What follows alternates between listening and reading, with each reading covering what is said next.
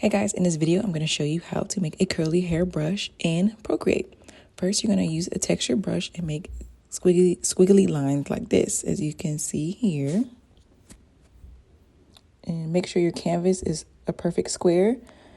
Also, when you draw your lines, make sure they're white and you have your background off. So you're going to copy the layer, go to your brush settings, click the plus. Then you're going to go over to the shape and click edit. Click import, click paste, and your image should pop up here. And then make sure you click done.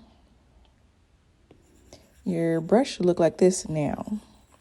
So the next steps are the only steps or settings you need to change. So go to stroke path, change setting or spacing to 33%.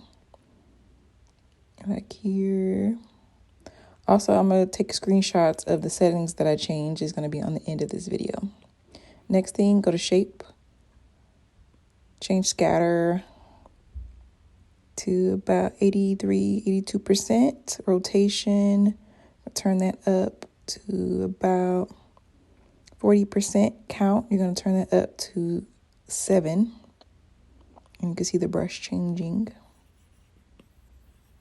Like that. It should look like that now. Go to properties. And you're going to leave everything how you see it. We're going to change the maximum size to about 315. Yep. And then leave the minimum, maximum, leave everything else. So now let's test out our brush, and it should look like this now. So then we're going to go back to the canvas to see how the brush turned out, and look at that. Look at that texture.